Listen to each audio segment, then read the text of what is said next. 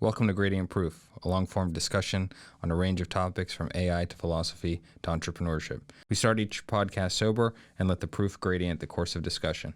As always, we encourage you to drink with us. Welcome to the Gradient. There's been a lot of different types of discussions and advancements in the Metaverse, NFT space, and just like a lot of new technologies, like when the internet initially came around, there's a lot of speculation on where or how these things could be used. So I think the main premise sitting down here is going to be to analyze how we think NFTs, the Metaverse, cryptocurrency, how all those things will develop in different sectors. But before we get started there, should we introduce the gradient of choice, Stephen? Sure, absolutely. So with each of our podcasts, we select a liquor of choice, whether it be a whiskey or, in this case, bourbon. And today we're drinking Redemption High-Rye Bourbon that comes to us from a distillery in Indiana, Lawrenceburg Distillers. It's 92 proof and was recently acquired, I believe, in 2016. Some of the tasting notes is it's very fruity, minty, bit of an oak peppery, and spicy, woody element to it. So as always, please drink along with us and give it a try. Oh, yeah. Excellent. Perfect. Okay, so where should we start here? I think there's a lot of confusion when you first hear about like NFTs, right? What is it essentially? And for me, it's always been it's a validation system, right? Like if you were to go to a bank and you wanted to get a loan or something like that, there would be steps in place where you'd have to validate, your credentials, your revenues, your ability to pay it back. And part of that is going to be authenticating documents from government sources or your identification or whatever it might be, right? But there's obviously ways to kind of fake the system. And the beauty of blockchain is there's a way to validate those different pieces. So right now you're seeing kind of the NFT system kind of wrap itself around art, right? Which is kind of interesting. It's starting more in the luxury space versus the utility. So I could see that, a big advancement across different sectors. We've kind of identified a few sectors here. So do you maybe want to chat about or how do you want to jump into this? Let's get back to NFTs more generally, because I think you said something kind of interesting where you say it has kind of started in the art space as opposed to, quote unquote, the utility, the NFT, right? Mm-hmm. Which I think the idea of utility itself is something to think about, right? And, for the audience, of course, NFTs are kind of popularized, whether it be images, sometimes, very low resolution to very high resolution, right? Mm-hmm. These can be, 2D or even kind of 3D volumetric type things. And I think you say rightly, it's kind of like, in many ways kind of mimics a classical art market in which, there's the buying and selling of these kind of pieces of art. There's the assumption of a stored value, right, within that art, right? As you say, the purchasing and proof of funds requires a bit of authentication, and as with any art, it requires, kind of a provenance of ownership, right? But to this latter question of additional utility, right, of the NFT itself, I think that's, as you say, is something that's kind of emerging, right? But something that's also kind of fascinating, because here is where I think we see a lot of that technological divergence, right, from what we would consider the classical art market of painting, sculpture, et cetera, right? And the real potentiality and perhaps the value in what some of these NFT as art products kind of yield for the owner. Right. And what that makes me think about is I guess the initial reaction that I've heard from a lot of people is, what's the point of owning something digitally in a digital world? There's no value there, right? But, some people would say, maybe we're living in a simulation currently. So what if it's possible that the world you're in, like if you almost flip it and you say that we're living now in a digital world, like the physical world that you live in, but the only reason you believe that there's a worth, or one of the main reasons you might believe that there's worth in this world, is because there's certain consequences, limitations, things that have convinced you that you live in a world that is built within some kind of structure. Whereas this new world, the metaverse, currently doesn't really have identifiers as things that are that have I don't know, maybe the right word is like a stake or meaning yet, right?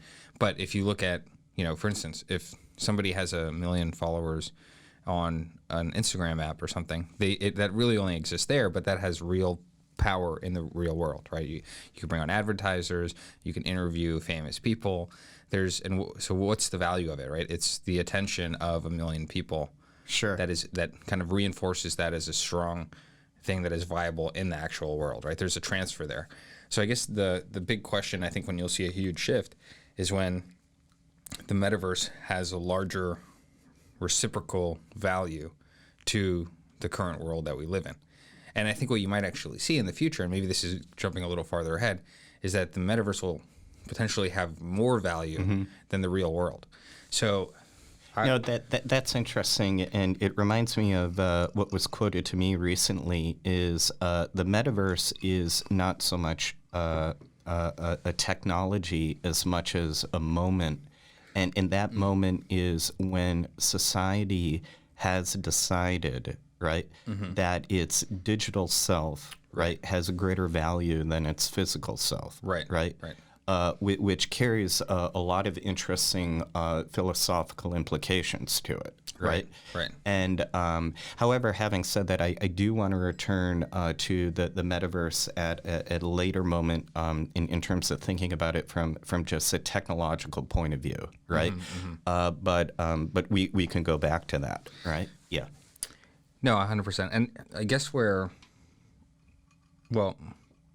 let's look at maybe we can jump into one of the sectors, because I think what's fun is just thinking about how these different technologies will manipulate different sectors, right? And if we're moving more into a digital world and the physical world has less value in it, what value does, for instance, real estate potentially have? So if we've all seen the movies, like in The Matrix and stuff, you've got people in pods that are hooked up, right? And you could actually make arguments for that. If your life is finite, or the body, the structure that you're in is easily, if you get hit by a car, or there's some kind of physical, you're very fragile, right? So if you're able to then disassociate that from having experiences, right? It's like if you could have the same feeling of jumping out of a plane without the risk, right? How much more often would you do it, right? So if you were to plug yourself into a pod and then be able to live in a world that is as exciting, more exciting. And by the way, I mean, it could be really interesting at first, because there may not be any rules or structures in place, and you may get bored, right? It's like, let's say you jump into that type of world now, you become fit, beautiful, everyone you're surrounded by is fit and beautiful, and you live this world with no limits or no restraints. I mean, that would probably get old pretty quick. I think. But if I could, so you mentioned real estate, which is a great sector to start on, I think, when speaking about the metaverse. What we're kind of seeing emerge quite quickly is kind of the buying and selling of quote unquote digital real estate, right? Right. And what's interesting about this is the fact that some of these apartments, right, in these kind of digital ecosystems, maps, you can go to various websites and see apartments that are available for, with a lakeside view or a riverside view or no view at all, right? They actually kind of follow traditional real estate models in the real world, meaning that you can, for example, buy into buildings, and if the main floor, right, being a product of the density of the digital urban environment is, for example, a Nike store or a Louis Vuitton store. Right. Your ownership in that building, that apartment, a digital apartment ownership in that building, actually gives you a percentage of the rev share of sales that they're doing in that context, right? Meanwhile, on the individual side, you can do stuff in your apartment, for example, hanging your NFT digital artwork, or in some instances, having a digital koi pond, right? And these become different experiences that are both experiential in terms of participating in the economics of this new digital environment that's being created, but also are kind of entertaining, I suppose. You can have your digital apartment that you can put things in, and one could imagine, as we kind of talked about in I think last time, you could what better place to store, let's say, digital artifacts, whether new or old, than in a single digital place. Right. Well, that's interesting, right? It's like a place where you collect different. And why do you collect anything, right? There are like moments within your life for utility or nostalgia. But one thing that was kind of interesting that I think is a missed opportunity is, if you're in the real world, in the physical world, you in order to have, let's say, an apartment building, you're stacking some kind of configuration over itself, because you physically can't have two apartments in the same place. But what if everybody in the metaverse had the same home, but once you walk through the door, you were alone, or whoever you brought in, and it's technically in the same physical location or digital location, but as you walk through that door, that's like the access key that then turns it into Steven's apartment versus Roy's, right? But everyone is, that's the thing, right? It's like sometimes we take the rules of our physical world and copy them over to the digital when there's no reason to. Because, you could almost have like a small town, and the Nike store that you see, because that may be more so, tuned to something that you're looking for at the moment, versus somebody else who wants a flower shop, right? So as you walk down the street becomes what you want it to be, not what it is. Because think about if you were to take your Instagram feed and you were to make that into a physical space. Your feed is going to be different than mine. The algorithm is going to show you different things based on the things that you like. And when you go to a place, right, you're subject to the people that have created that place in the way that they have, right? The problem with that is, depending on who's controlling that and who their intentions, manipulations, things like that, they can control you, right? What the information you take in is going to change the course of your thinking and your actions. But if you walk down the street and you are, want to be a florist versus want to be a Navy SEAL, you're going to see different things in the same space. Sure. And it's interesting about that question of control, because that's been some of the initial criticisms against Facebook and or now newly called Meta's idea of the metaverse, right? Meaning that if we buy in to the idea that it seems pretty credible that these social algorithms, whether it be on the Instagram side or Facebook side, often have unintended consequences, right? For example, young women having eating disorders, right? And or a polarization of political discourses, right? The application of said algorithms within this more immersive environment, it could perhaps even be more so, right, than in these other contexts. But I still want to come back to looking also at the technological lift of this reality, particularly talking about real estate in the metaverse, right?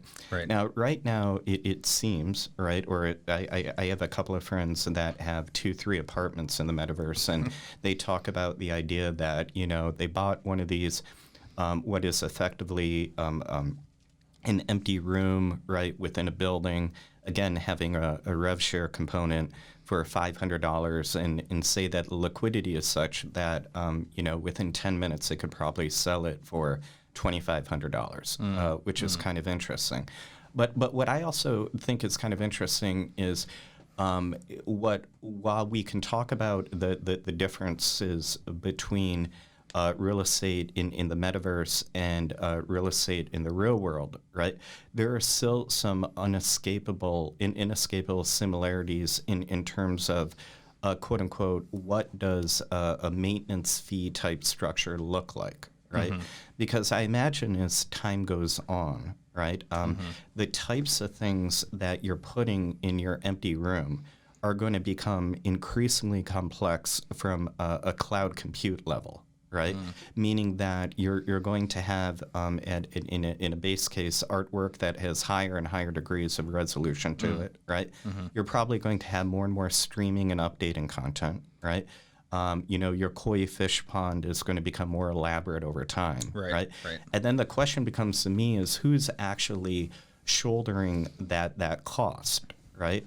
And that kind of extends in a different way where, again, one of the other criticisms of the Meta or Facebook idea, the metaverse, is some people have said, Intel being one of them, right, is what we're truly talking about could be quite a ways away yet, right? And they talk about that literally in very, very computational terms, right? And certainly there's a bit of marketing here, right? And we can't discount that. But Intel has said, right, they think that a truly realized metaverse, right, requires a single petaflop of cloud compute, right, available at a 1 millisecond latency to, at any given time, maybe a third of the population of the world, right?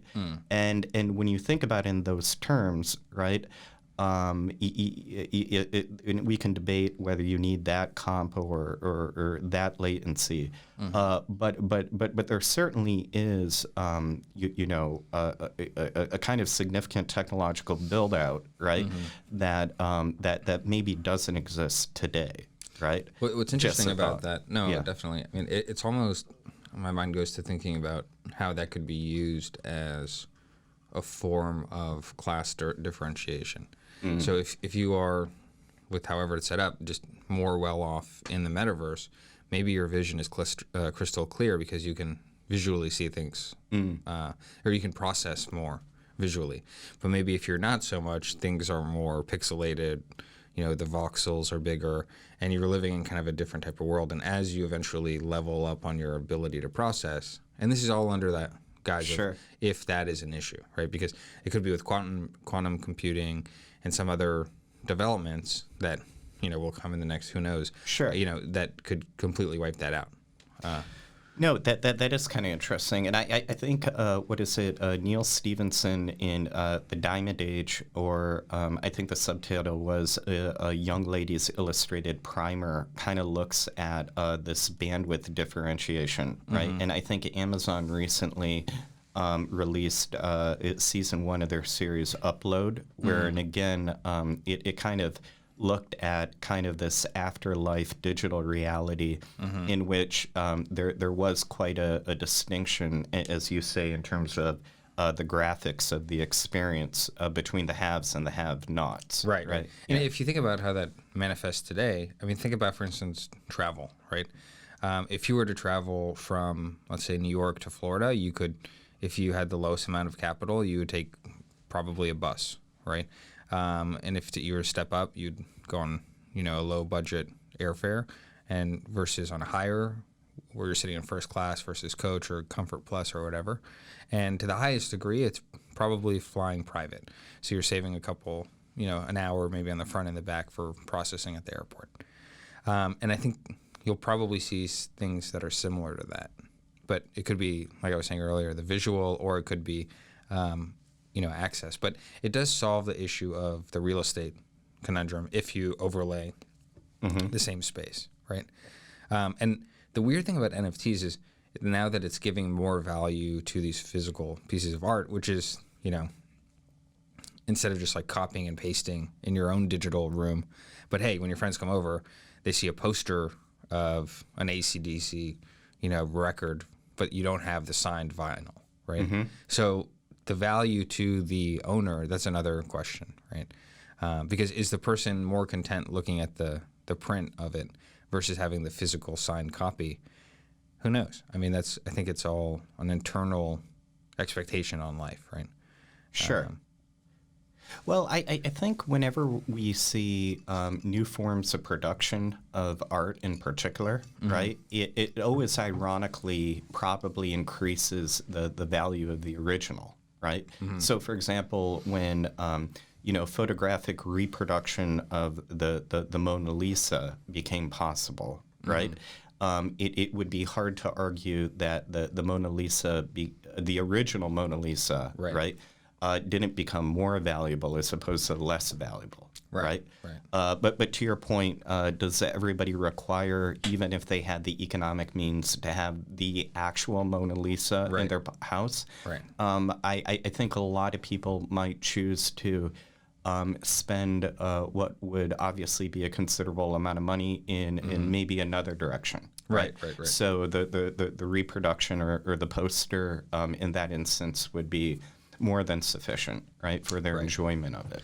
Right, and I think that maybe talks to, right now we're seeing this uptick of billions of dollars being exchanged for these digital pieces, and that's really kind of just the people with the means to be able to do that are allowed to do that, but then the utility that it's helping build, right, if you didn't have NFTs and things that were trading for hundreds of thousands of dollars for JPEGs, you might not have the development of OpenSea or some of these other technologies that in the future will allow to handle the micro payments or the micro transactions of digital information. It's kind of like, you'll have a watch for $100,000, and now it's not true because digital watches are probably better than most mechanical, but the investment in those more expensive timepieces or yachts or whatever it is allows for craftsmen to really take their time and build something on a detail level versus on an output level. So I think that there could be some connection there where we're seeing a lot of that investment now going into the space that will eventually allow other transactions to be more efficient for everyday people. Sure. And certainly I think the NFT market seems to open up an appreciation for art and or graphic art on a more democratic level, right?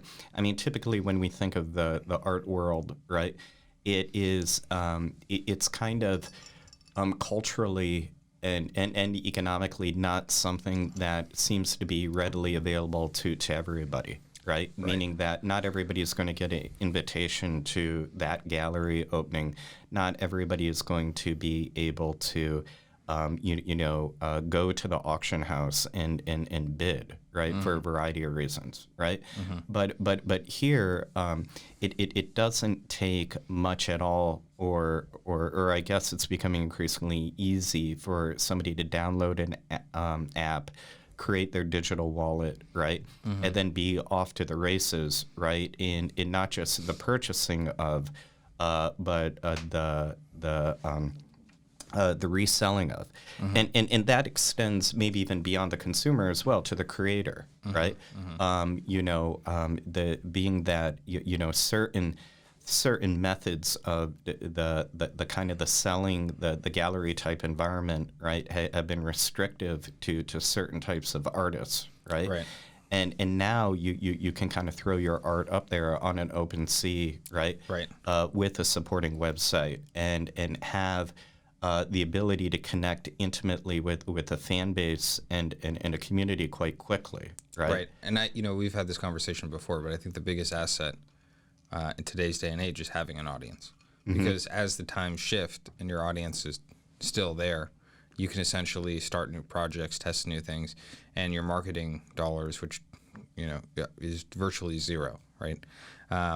So I think that's super interesting, right? You could have somebody, like you've seen a lot of celebrities start, gin brands or tequila brands or makeup, products and stuff like that. And the beauty of it is you go from zero to $100 million in sales just with a little bit of promotion on a site and an audience that you pay nothing for. which is very interesting, right? So if those people were to start NFTs as well and or get into the space, I think there's a way for them to really take it to the next level, and raise that higher within the ecosystem. Because there's also a ranking, right? If you go on OpenSea, you'll see like the top collections. So it reinforces itself. The issue now is it seems like there's a lot of flipping, right? It's you ride the wave and you hope you're not the last one in it.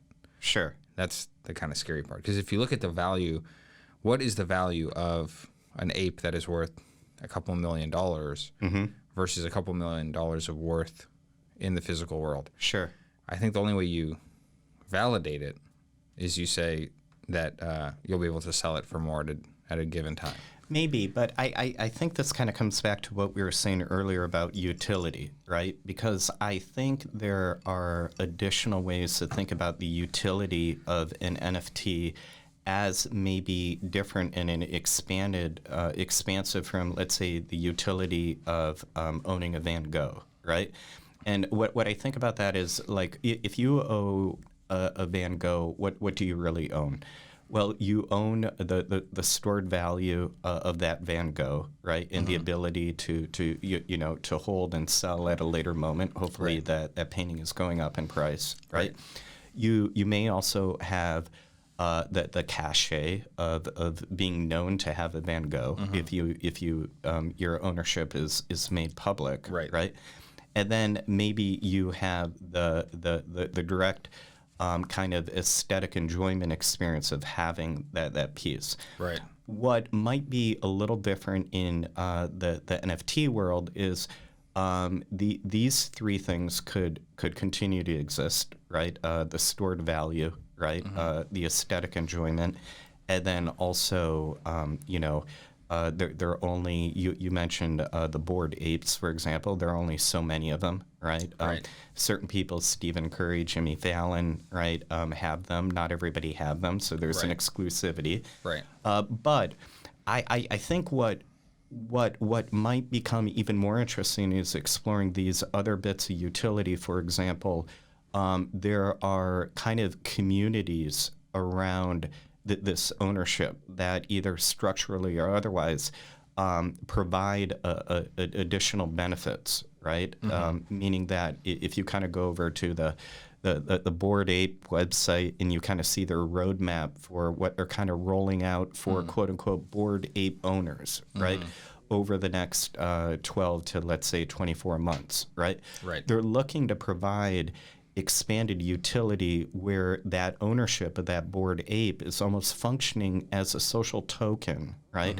Giving you access to additional things. And what are some of those things? Well, it may be a game, right? Okay. Or it may be the ability to spawn, right, an additional piece of NFT tradable art, right?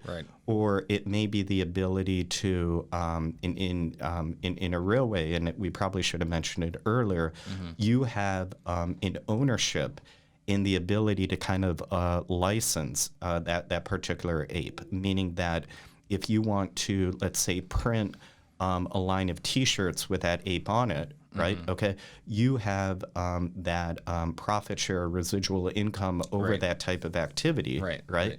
That is significant, which says nothing back to the creator's participation in that as well, right? Once Van Gogh sells that painting, right, commissioned or otherwise, right, that ends the profit sharing, right?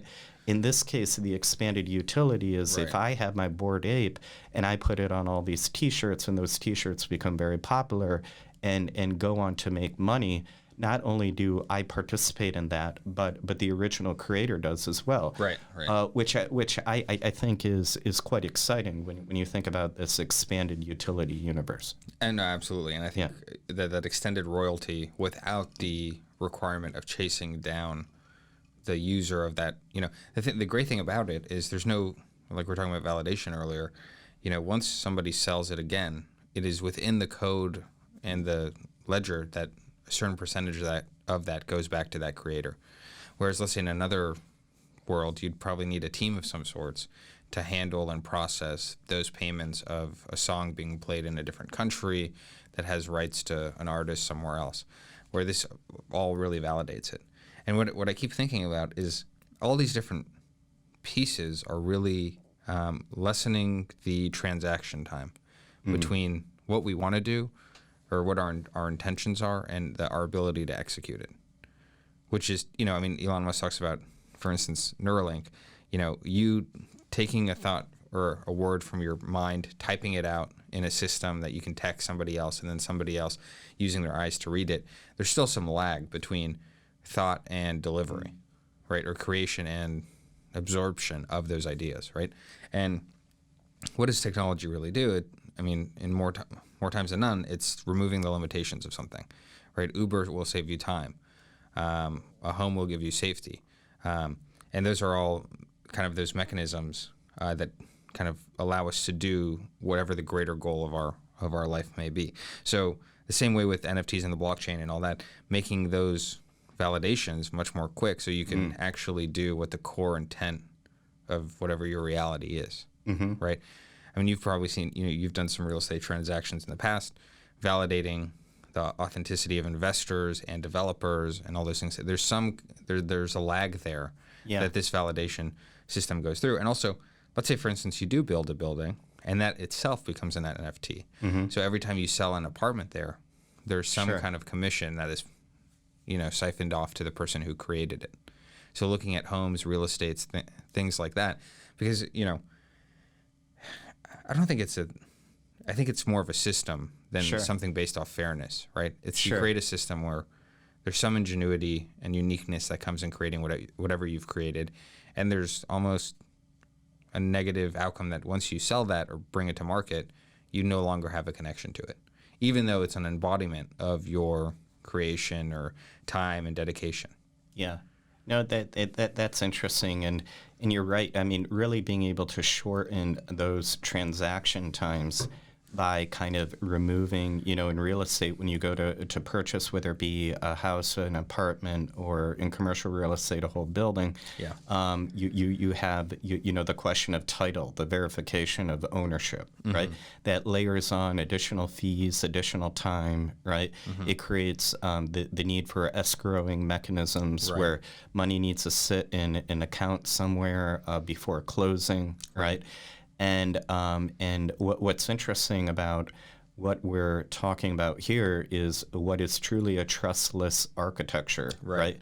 And trustless here being a positive thing because the ledger, right, doesn't require intermediaries to validate the underlying proof of ownership. So transactions can go forward quite a bit more fluidly. If you give me $20 today, I can't turn around and say, no, you never gave me the money, because there's a public ledger that verifies that, in fact, Roy gave Stephen $20. Exactly. Right? And we don't need to bring in lawyers. We don't need to go back to the bank to ask. We don't need to have a title middle person. And the world and inversely too for proof of funds, right? I mean, how much work goes into whether it be a real estate transaction or any other high value transaction, right? The production of a record that shows, in fact, you have sufficient funds to go forward in this discussion for this type of transaction, right? All of that can be public, and it just speeds things up for everybody. Absolutely. So the great thing is you validate. I mean, there's a true level of validation without intermediaries that many times slow things down, right? Because they're working at their own speed.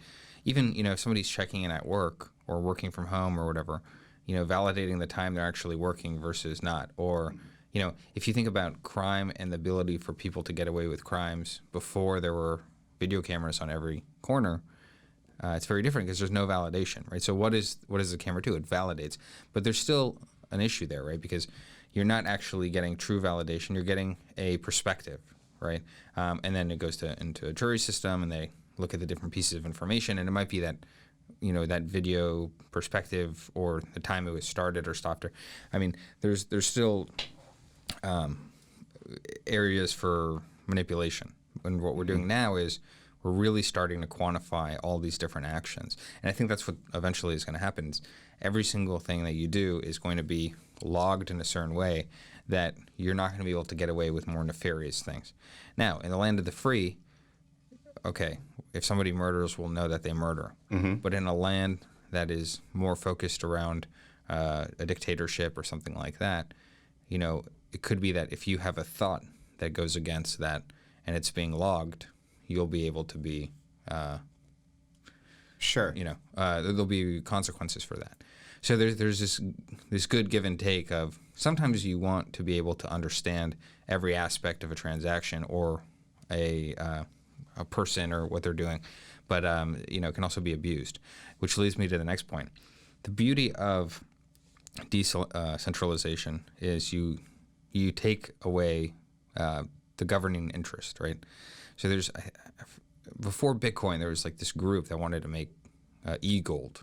And the thing that they found out, and Peter Thiel talks about this, is that essentially in order to make something like that, it has to be disconnected from a company. It's got to be decentralized in order for it to work. Because when you have a company, you've got so many issues with that. I mean, think about what you see in the news today, right? You've got companies that go to shit because the CEO is a horny, you know, dude or dudette just doing things that they shouldn't, and that ruins the core business or the view of that, right? So if it was more decentralized, then you would kind of disassociate that from a group of people and the issues with people, which is, you know, greed, ill intention, burnout, things like that would affect somebody from actually doing what's core to the actual task, and decentralize it. You know, you could have a more agreed upon true democracy of direction. Yeah, both decentralize and depersonalize, right? At the same time. Yeah. Like, why am I worried about, let's say, if Bitcoin had a CEO and that guy or girl does something horrible or wrong? Why should that be tied to the key part of what the mission is of the utility? It shouldn't need to. Like, it's just fluff, right? It's cutting the fluff. I don't care what the CEO of this bank or what they need to do. All I care is that they fit in, they do what they do or what they're supposed to do, right? Because that's what you get into that minutia and you get distracted.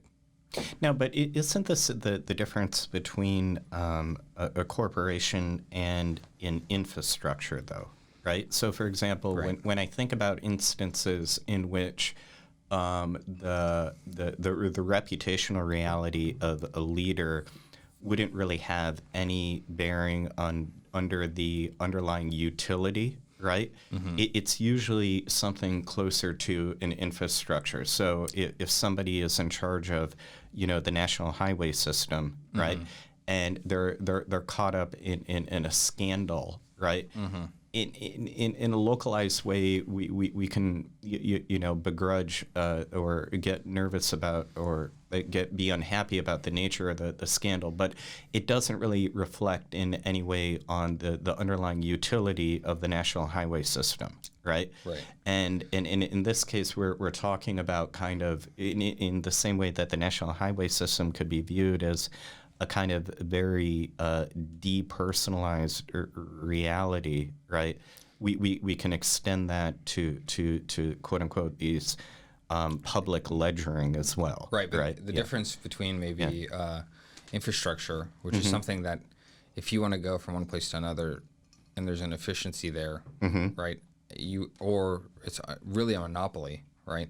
Because it's not like you can now use different roads because whoever it is, right? But for instance, let's say you want a chicken sandwich, and one particular chicken sandwich chain has, you know, a bad aura towards a certain group. You may say, I'm going to Popeyes, or I'm going to KFC, and I'm not going to Chick-fil-A because it doesn't align with my, you know, my views, right? So I think there's more choice. When there's more choice, there's an ability to then choose whatever aligns more with what you think is the right way for the world to be, right? But when it comes to, like, let's say an infrastructure, you almost can't argue it, right? You can't go against it the same way you could a bank, right? You could have a different bank. You probably can't take a different highway without it actually being a hindrance on your time. Right. Okay. Like Fair if you're enough. like, I'm boycotting New York, and I drive around it. I go to Canada, I come back down the other side. Yeah. Because I don't want to drive through New York. Sure. Yeah. Wait, there's more. To listen to the next part of this episode, please follow the platform catalog.